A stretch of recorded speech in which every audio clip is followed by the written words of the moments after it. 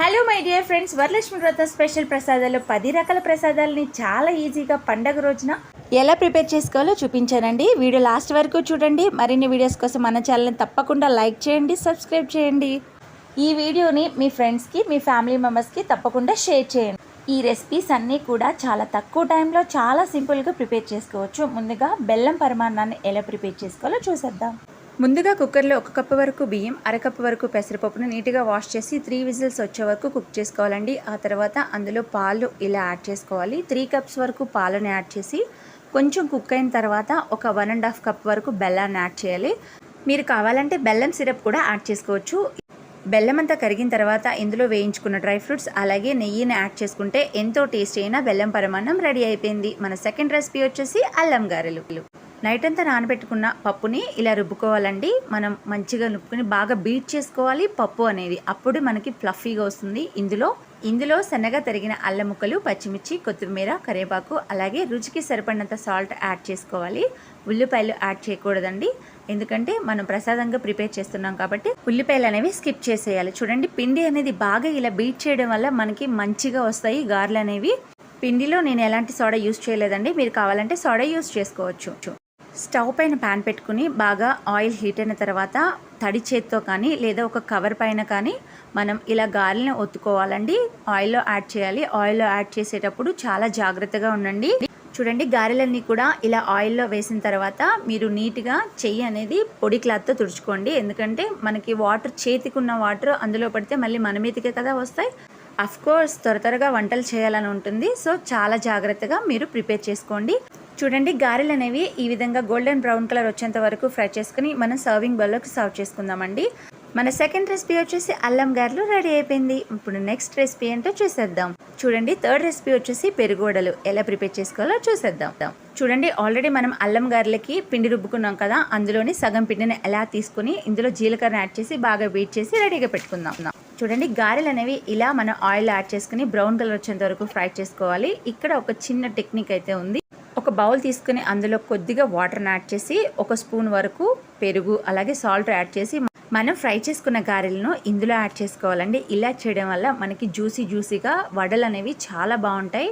మరొక బౌల్లో మనం పెరుగుని తీసుకోవాలండి. పెరుగు అనేది బాగా బీట్ చేసిన తర్వాత ఇందులో కొద్దిగా వాటర్ని యాడ్ చేసి బాగా మిక్స్ చేసుకోవాలి. అలాగే సాల్ట్ని కూడా యాడ్ చేసుకోవాలండి.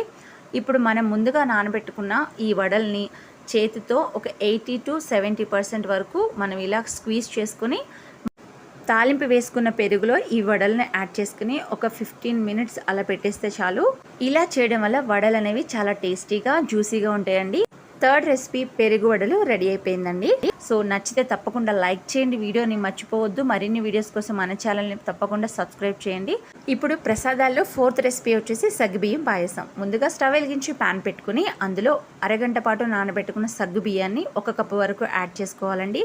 అలాగే ఒక 4 కప్పుల వరకు వాటర్ని యాడ్ చేసి బాగా కుక్ అయిన తర్వాత అందులో షుగర్ కానీ బెల్లం కానీ యాడ్ చేసుకుని ఒక 3 కప్పుల వరకు పాలను యాడ్ చేసుకోవాలండి. చూడండి, సగ్గుబియ్యం అనేది పాలతో బాగా కుక్ అయ్యి చాలా టేస్టీగా ఉంటుంది. చూడండి, ఆల్మోస్ట్ రెసిపీ రెడీ అయిపోయింది. చాలా ఈజీ అండి. స్టవ్ వెలిగించి ప్యాన్ పెట్టుకుని నెయ్యిని యాడ్ చేసి అందులో డ్రై ఫ్రూట్స్ని యాడ్ చేసుకుని బాగా రోస్ట్ చేసుకోవాలండి. ఇప్పుడు ఇలాచీ పౌడర్ అలాగే వేయించుకున్న డ్రై ఫ్రూట్స్ని యాడ్ చేసుకుంటే మనకి ఎంతో టేస్టీ అయిన మన ఫోర్త్ రెసిపీ వచ్చేసి సగ్గుబియ్యం పాయసం రెడీ అయిపోయింది. నచ్చితే తప్పకుండా లైక్ చేయండి వీడియోని. మన ఫిఫ్త్ రెసిపీ వచ్చేసి గోధుమ రవ్వ కేసరి. చాలా ఈజీ అండి. ఇది కూడా ఫటాఫట్ మనం ప్రిపేర్ చేసి స్టవ్ పైన ప్యాన్ పెట్టుకుని గీని యాడ్ చేసి అందులో 1 కప్పు వరకు రవ్వని యాడ్ చేసుకోవాలండి. గోధుమ రవ్వ అనేది మంచిగా రోస్ట్ అయ్యి మంచి ఒక 2 to 3 మినిట్స్ ఫ్రై చేసుకున్న తర్వాత ఇందులో వేడి వాటర్ ఒక 3 కప్స్ వరకు వాటర్ని యాడ్ చేసుకోవాలండి. ఈ వాటర్లో బాగా కుక్ అవ్వాలి రవ్వ అనేది. ఇలా కుక్ అయిన దానిలో బెల్లం సిరప్ లేదా 1 కప్పున్నర వరకు బెల్లాన్ని యాడ్ చేసుకుని బాగా కుక్ చేసుకోవాలి. ఈ బెల్లం అనేది బాగా మెల్ట్ అయ్యి కుక్ అయ్యేంత వరకు కుక్ చేసుకోవాలండి. చూడండి, రవ్వ కేసరి ఇలా దగ్గర పడిన తర్వాత ఇందులో ఇలాచీ పౌడర్ని యాడ్ చేసుకోవాలి. అలాగే ఒక 2 టేబుల్ స్పూన్ల వరకు నెయ్యిని యాడ్ చేసుకోవాలండి. ఈ నెయ్యిలో ఈ రవ్వ స్వీట్ అనేది చాలా టేస్టీగా ఉంటుంది. ఆ తర్వాత మనం ముందుగా రోస్ట్ చేసి పెట్టుకున్న డ్రై ఫ్రూట్స్ని యాడ్ చేసుకుని ఒక 2 మినిట్స్ కుక్ చేసుకుంటే సరిపోతుంది. ఎక్కువ టైం ఉండాల్సిన అవసరం లేదు. ఎంతో టేస్టీ అయినా గోధుమ రవ్వ కేసరి రెడీ అయిపోయింది. నచ్చితే తప్పకుండా లైక్ చేయండి వీడియోని. ఈ వీడియోని మీ ఫ్రెండ్స్కి షేర్ చేయండి. ఇప్పుడు మన 6th రెసిపీ వచ్చేసి పానకం అండి. చాలా ఈజీ కదా పానకం. ఒక గ్లాస్లో బెల్లం, మిరియాలు, ఇలాచి, ఒక చిటికెడంత సాల్ట్ యాడ్ చేసుకుని వాటర్ని యాడ్ చేసుకోవాలండి. బెల్లం కరిగేంత వరకు మిక్స్ చేసుకుంటే ఎంతో టేస్టీ అయిన పానకం రెడీ అయిపోయింది. ఇప్పుడు మన 7th రెసిపీ వచ్చేసి వడపప్పు అండి. నానబెట్టి పెట్టుకున్న పెసరపప్పుని నీట్గా వాష్ చేసి ఒక బౌల్లో యాడ్ చేసుకుని ఇందులో ఒక చిన్న బెల్లం ముక్కను పెడితే వడపప్పు రెడీ అయిపోయింది. 7th రెసిపీ వడపప్పు రెడీ అయిపోయిందండి. ఇప్పుడు మన 8th రెసిపీ వచ్చేసి శనగల తాలింపు అండి. ముందు రోజు నానబెట్టి పెట్టుకున్న శనగల్ని నీట్గా వాష్ చేసి కుక్కర్లో యాడ్ చేసి సాల్ట్ అలాగే కొంచెం పసుపు యాడ్ చేసి కుక్ చేసుకోవాలండి. ఆ తర్వాత తాలింపు కోసం స్టవ్ పైన ప్యాన్ పెట్టుకుని ఆయిల్ యాడ్ చేసి తాలింపు దినుసులు, కరివేపాకు, ఎండుమిర్చిని యాడ్ చేసి బాగా ఫ్రై చేసుకున్న తర్వాత ఇందులో నానబెట్టి కుక్ చేసుకున్న శనగలనే యాడ్ చేసుకోవాలండి. ఒకసారి అంతా బాగా మిక్స్ చేసుకోవాలి శనగలు అనేవి. ఇందులో కొంచెం సాల్ట్ యాడ్ చేసుకోవాలి. ఆ తర్వాత 2 టేబుల్ స్పూన్ల వరకు పచ్చి కొబ్బరిని యాడ్ చేసుకోవాలి. కొబ్బరి యాడ్ చేసిన తర్వాత ఒక 1 మినిట్ కుక్ చేస్తే సరిపోతుందండి. మనకి శనగల తాలింపు రెడీ అయిపోయింది. ఇప్పుడు సర్వింగ్ బౌల్లోకి సర్వ్ చేసుకుందాం. చూడండి ఎంతో టేస్టీ అయిన శనగల తాలింపు రెడీ అయిపోయిందండి. ఇప్పుడు ప్రసాదాల్లో 9వ ప్రసాదం వచ్చేసి కొబ్బరన్నం. చాలా ఈజీ ప్రాసెస్ అండి. కొబ్బరన్నం కూడా మనం ముందుగా రైస్ని కుక్ చేసి పక్కకు పెట్టుకుందాం. ఆ తర్వాత ఒక ప్యాన్లో ఆయిల్ యాడ్ చేసి అందులో పోపు దినుసులు, వేరుశెనగ గుళ్ళు, పచ్చిమిర్చి, కరివేపాకు అలాగే ఎండుమిర్చిని కూడా యాడ్ చేసి ఒకసారి అంతా బాగా మిక్స్ చేసుకోవాలండి.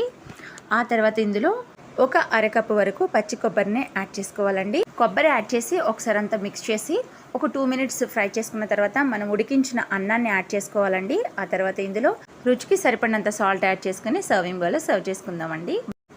చూడండి మనకి ఆల్మోస్ట్ ప్రసాదాలు రెడీ అయిపోతున్నాయి. సో 9వ రెసిపీ వచ్చేసి మనకి కొబ్బరిన రెడీ అయిపోయింది. ఇప్పుడు 10వ రెసిపీ ప్రసాదం పులిహోర. ఇది లేకపోతే ఎలా చెప్పండి.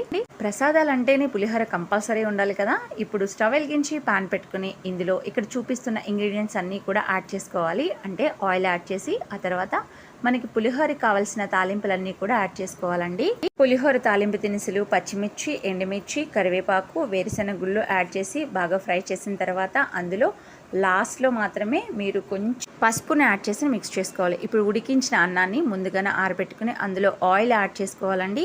అలాగే సాల్ట్ని కూడా యాడ్ చేసి బాగా మిక్స్ చేసుకున్న తర్వాత ఇప్పుడు మనం ముందుగా తాలింపు పెట్టుకున్న ఈ పులిహోర తాలింపుని యాడ్ చేసి బాగా మిక్స్ చేసుకోవాలి. పులిహోర తాలింపు అంతా అన్నానికి పట్టేలా మిక్స్ చేసుకున్న తర్వాత లాస్ట్లో మనం చేసుకున్న పులిహోర క్వాంటిటీని బట్టి నిమ్మరసాన్ని యాడ్ చేసి బాగా మిక్స్ చేసుకోవాలి. లాస్ట్లో కొత్తిమీర యాడ్ చేసి సర్వింగ్ బౌల్లో సర్వ్ చేసుకుంటే మన వరలక్ష్మి స్పెషల్ ప్రసాదం రెసిపీలో 10వ రెసిపీ వచ్చేసి పులిహోర అండి. చూడండి 10 రకాల రెసిపీస్ని మనం ఈజీగా తయారు చేసుకున్నాం కదా. చాలా ఈజీగా పండగ రోజున మీకు నచ్చిన ప్రసాదాలని అమ్మవారికి నైవేద్యంగా పెట్టొచ్చండి. Thanks for watching my video.